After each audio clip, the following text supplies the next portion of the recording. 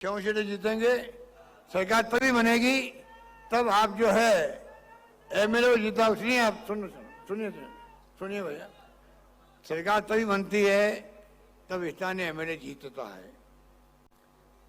शिकायत तो मुझसे भी हो सकती है, किसी लोकल एमएलए से हो सकती है, पर ये शिकायत दरकिनार करके आप देखिए सरकार ने आपके लिए क्या काम किया, मैंने आपके लिए क्या काम किया। आपको उसको देख के वोट देना पड़ेगा और मैं आपसे वोट मांगने आया हूं। नंबर एक, मैं आपसे तमाम उम्मीदवारों के आशीर्वाद मांगने आया हूं। मुझे यकीन है कि आप लोग जो राजस्थान भर में जो माहौल है, शानदार माहौल, ऐसा माहौल कभी देखा ही नहीं। जिस किसी गांव में जाओगे, कस्बे में जाओगे, तमाम लोग कहेंगे सरकार ने काम की कमी नहीं रखी, कोई कमी नहीं रखी। 25 लाख का बीमा किसे कहते हैं? इलाज का। ओपीएस किसे कहते हैं? हिंदुस्तान में जो काम आपने किए हैं, हिंदुस्तान में किसी सरकार ने नहीं किए हैं। देश भर के अंदर चर्चा हो रही है, राजस्थान की हो रही है। इतनी शानदार योजना हमने बनाई है। इसलिए मैं आपसे अपील करूंगा कि आप जाके जन जन के बीच जाएं, जनता के बीच जाएं। गारंटी कार्ड दिया गया आपको, वो बांटे वहां पर जा करके मिस कॉल करवाएं आप, उसके नंबर लिखे हुए हैं। मिस कॉल करते ही एसएमएस आएगा आपका पंजीकरण हो गया। मिस कॉल कराओ, एक टेलीफोन आएगा आपके कहने के लिए कि आपका पंजीकरण हो गया। इसका मायने है आप हकदार बन गए हो सातों योजना का फायदा लेने के लिए।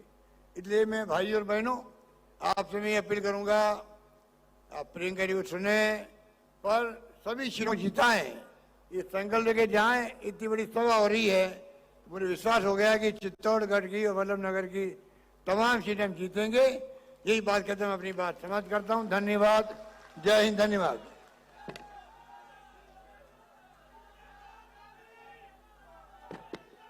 अब मैं बहुत ही आदर और सम्मान के साथ हमारे देश की सर्वाधिक लोकप्रिय नेता आदरणीय प्रियंका जी से अनुरोध करूंगा, आप पधारें, अपना उद्बोधन, अपना आशीर्वचन प्रदान करें। आदरणीय प्रियंका जी, जोरदार तालियां बजाकर स्वागत करें।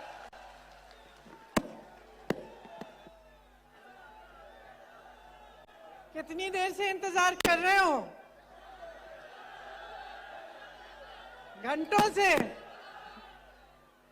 तो सबसे पहले तो माफी चाहती हूं कि थोड़ी सी देर हो गई।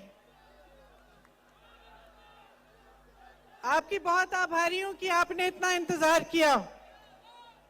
श्री अशोक गहलोत जी, श्री सुरेंद्र जड़ावत जी, श्री उदयलाल आंजना जी, श्री राजेंद्र सिंह बिहुड़ी जी, श्री शंकरलाल बैरवा जी, श्री बद्रीलाल जाट जी, श्री भेरूलाल चौधरी जी, श्री संदीप शर्मा जी, श्री प्रीति शक्तावत जी, आप सबका इस सभा में बहुत बहुत स्वागत।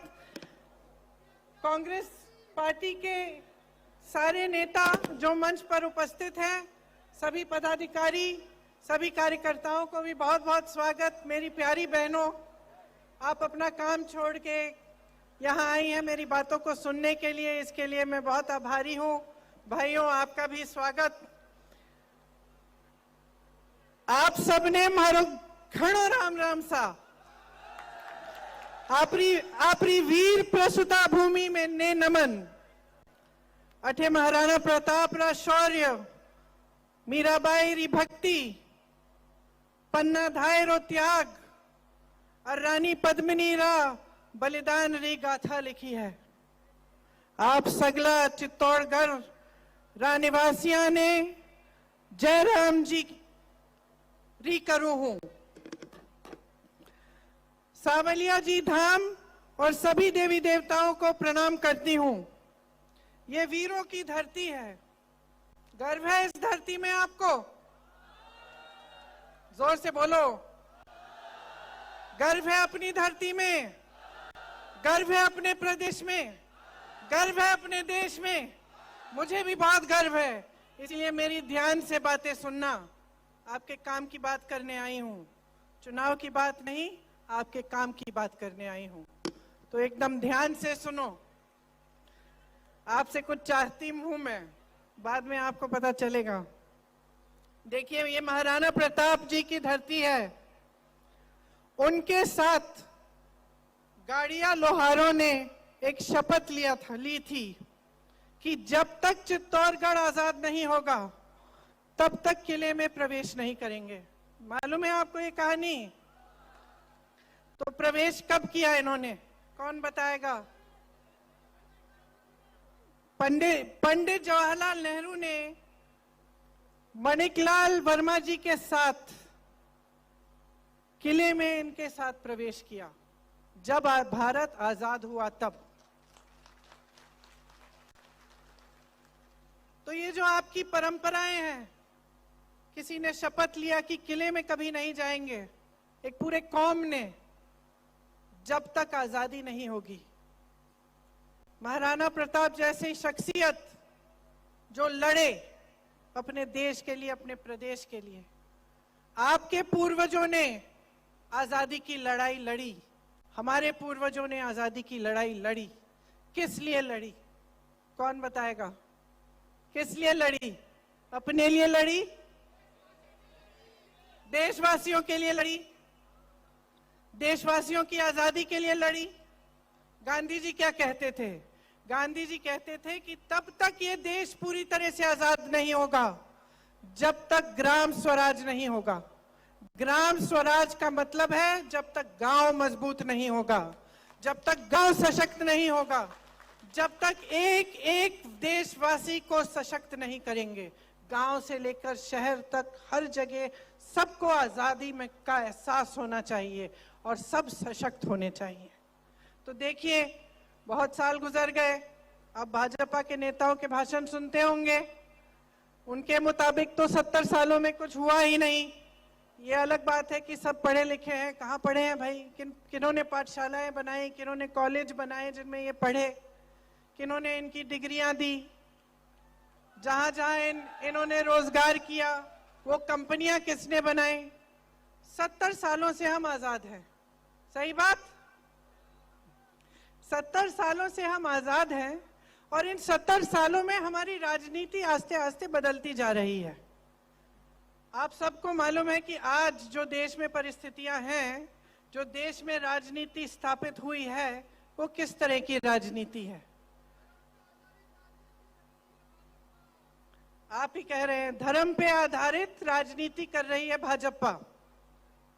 तो ये धर्म के आधारित राजनीति होती क्या है?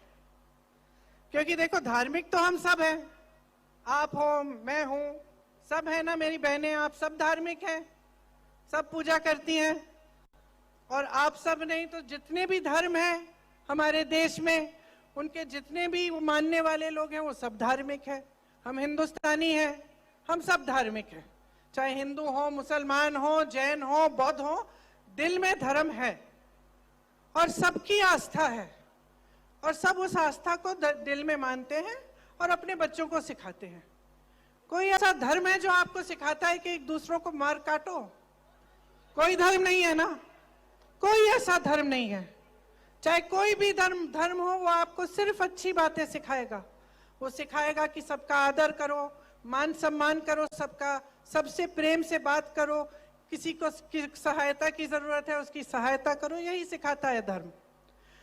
तो ये धर्म पे आधारित राजनीति क्या है, कैसे उभरी और आज कैसे पूरे देश में चल रही है, इसके बारे में सोचने की बहुत आपको जरूरत है। बहुत महत्वपूर्ण बात है ये, क्योंकि देखिए, मेरी समझ में ये ऐसी राजनीति है जो आपका ध्यान भटकाना चाहती है। क्यों?